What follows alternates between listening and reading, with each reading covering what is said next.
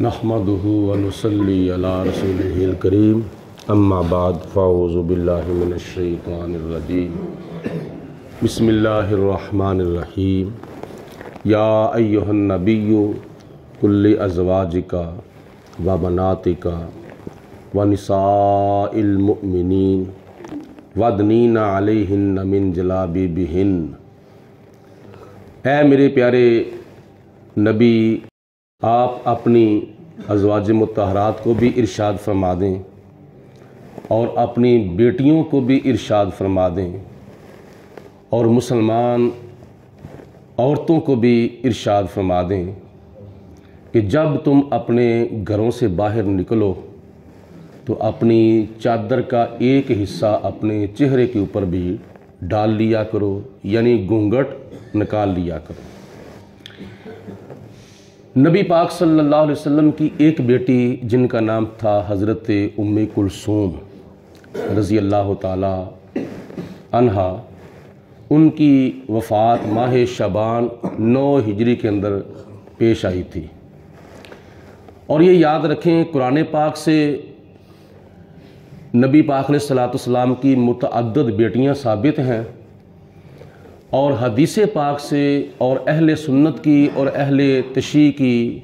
کتابوں سے متفقہ طور پر یہ ثابت ہے کہ نبی پاک علیہ السلام کو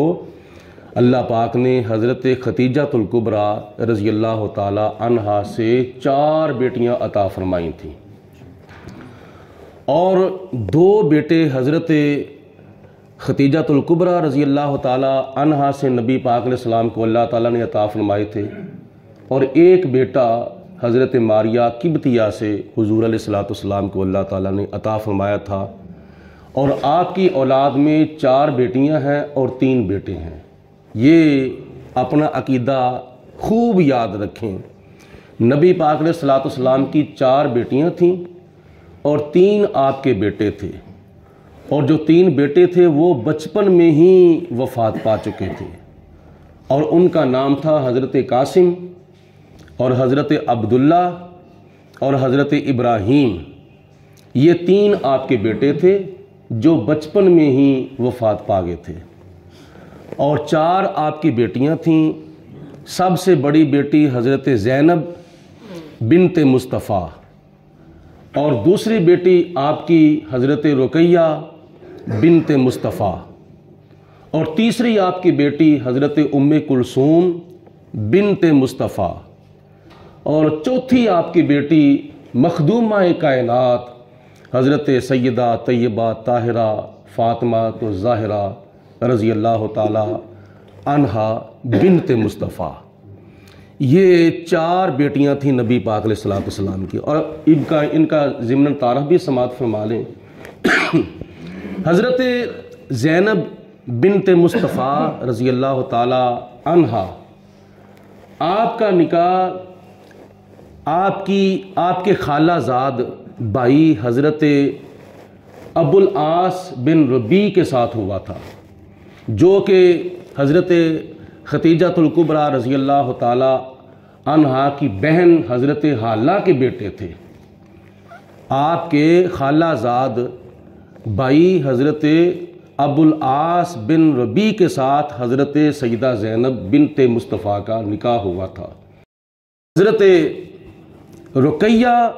اور حضرت ام کلثوم اعلان نبوت سے پہلے نبی پاک علیہ السلام نے ابھی اعلان نبوت نہیں فرمایا تھا، تو ان دونوں کا نکاح جو تھا وہ ابو لہب کے 2 بیٹوں عتبہ اور عتیبہ سے ہوا تھا۔ یہ ابھی اعلان نبوت حضور علیہ السلام نے نہیں فرمایا تھا۔ نکاح ان دونوں بیٹیوں کا ابو لہب کے 2 بیٹوں سے ہوا تھا، لیکن رخصتی نہیں ہوئی تھی، بس نکاح ہی چل رہا تھا، رخصتی نہیں ہوئی تھی۔ حضرت رقیہ کا نکاح ہوا عتبہ سے، اور حضرت ام کلثوم کا نکاح ہوا عتیبہ سے۔ اور جب نبی پاک علیہ السلام نے اعلان نبوت فرمایا تو اس وقت پھر ابو لہب کے ساتھ حضور علیہ السلام کی اور حضور علیہ السلام کے ساتھ ابو لہب کی عداوت دشمنی چلنی شروع ہو گئی، اور ابو لہب نے اپنے بیٹوں سے کہا کہ لہٰذا اب یہ معاملہ بن گیا ہے تو آپ ان دونوں بیٹیوں کو طلاق دے دیں۔ اور ابو لہب کے کہنے پر عتبہ اور طیبہ نے دونوں نے ان دونوں بیٹیوں کو، نبی پاک علیہ الصلوۃ والسلام کی دونوں بیٹیوں کو طلاق دے دی۔ اور یہ بھی والدین کے لیے ایک بہت بڑا امتحان ہوتا ہے۔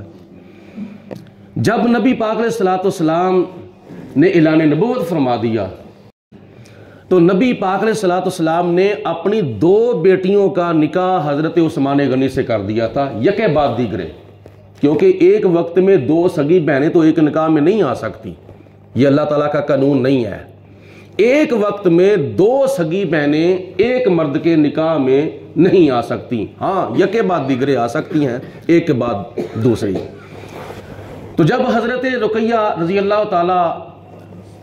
عنہا کا وصال ہو گیا تو نبی پاک علیہ الصلوۃ والسلام نے اپنی دوسری بیٹی حضرت ام کلثوم رضی اللہ تعالی عنہا کا نکاح جناب عثمان غنی سے کر دیا۔ اور جتنی دیر تک حضرت عثمان غنی کے نکاح میں حضرت ام کلثوم رہی ہیں اتنی دیر تک عثمان غنی نے دوسری کسی عورت سے نکاح نہیں کیا، کیونکہ آپ کا یہ نظریہ تھا کہ میں حضرت ام کلثوم کی موجودگی میں کسی اور عورت سے نکاح کر لوں گا تو دونوں سوکنے بن جائیں گی، دونوں آپس میں لڑیں گی، معاملہ بنے گا، تو میں نبی پاک علیہ الصلوۃ والسلام کی بیٹی کو کسی لحاظ سے بھی تکلیف نہیں دینا چاہتا۔ ایک وقت ایسا آ گیا کہ حضرت ام کلثوم کا بھی وصال ہو گیا۔ اس کے بعد نبی پاک علیہ الصلوۃ والسلام نے حدیث پاک میں یہاں تک ارشاد فرمایا، ایک روایت میں 40، ایک روایت میں 100 تک بھی آتا ہے کہ اے عثمان اب میرے پاس کوئی اور بیٹی نہیں ہے جس کا نکاح میں آپ کے ساتھ کر دوں، اگر خدا تعالیٰ مجھے 40 بیٹیاں بھی عطا فرماتا یا 100 بیٹیاں بھی عطا فرماتا تو میں یکے بعد دیگرے آپ کے نکاح میں دیتا جاتا۔ یہ نبی پاک علیہ الصلوۃ والسلام کے داماد حضرت عثمان غنی کی شان ہے۔ جناب آدم علیہ السلام سے لے کر حضور علیہ الصلوۃ والسلام تک کسی نبی کی 2 بیٹیاں جو ہیں وہ کسی کے نکاح میں نہیں آئیں، یہ خوش نصیبی ملی ہے تو حضرت عثمان غنی رضی اللہ تعالیٰ عنہ کو ملی ہے، جن کے بارے میں اعلیٰ حضرت رحمت اللہ تعالیٰ علیہ فرماتے ہیں کہ نور کی سرکار سے پایا دشالہ نور کا، ہو مبارک تم کو ذوالنورین جوڑا نور کا۔ اور پھر ایک وقت ایسا آیا کہ نبی پاک علیہ الصلوۃ والسلام کی ظاہری حیات مبارکہ میں ہی یہ تینوں بیٹیاں وفات پا گئی تھیں، حضرت زینب بھی، حضرت رقیہ بھی اور حضرت ام کلثوم بھی، اور تینوں بیٹے حضور کی ظاہری حیات میں ہی وفات پا گئے تھے۔ صرف اور صرف نبی پاک علیہ الصلوۃ والسلام کی وفات کے وقت آپ کی سب سے چھوٹی بیٹی حضرت سیدہ طیبہ فاطمہ الزہرا تھی۔ حضور علیہ الصلوۃ والسلام کی وفات کے 6 ماہ بعد آپ کا بھی وصال ہو گیا تھا۔ یہ بھی کتنا بڑا امتحان ہے کہ نبیوں کے نبی، رسولوں کے رسول، پیغمبروں کے پیغمبر، ساری کائنات کے مالک و مختار اور بادشاہ، اتنا بڑا امتحان کہ آپ کی حیات مبارکہ میں ہی 3 بیٹیاں اور 3 بیٹے وفات پا جائیں۔ تو یہ امت کو تسلی دینے کے لیے، امت کی حوصلہ افزائی کے لیے اور امت کو یہ صبر و شکر کی تاکید کرنے کے لیے نبی پاک علیہ الصلوۃ والسلام پر اللہ پاک کی ذات بابرکات نے امتحان بھیجا تھا۔ اور 9 ہجری کے موقع پر جب حضرت ام کلثوم رضی اللہ تعالی عنہا کے وصال کا وقت آیا اور روح پرواز ہو گئی تو نبی پاک علیہ الصلوۃ والسلام کے پہلے خلیفہ جناب ابو بکر صدیق رضی اللہ تعالی عنہ کی زوجہ محترمہ حضرت اسماء بنت امیس، نبی پاک علیہ الصلوۃ والسلام کی پھپھو حضرت صفیہ جو کہ حضرت عبد المطلب رضی اللہ تعالی عنہ کی بیٹی تھی، ان دونوں نے غسل دیا اور کفن دیا، اور خود نبی پاک علیہ الصلوۃ والسلام نے اپنی بیٹی حضرت ام کلثوم رضی اللہ تعالی عنہا کا جنازہ پڑھایا، اور جنت البقیع کے اندر نبی پاک علیہ الصلوۃ والسلام نے اپنی بیٹی کو دفن فرمایا۔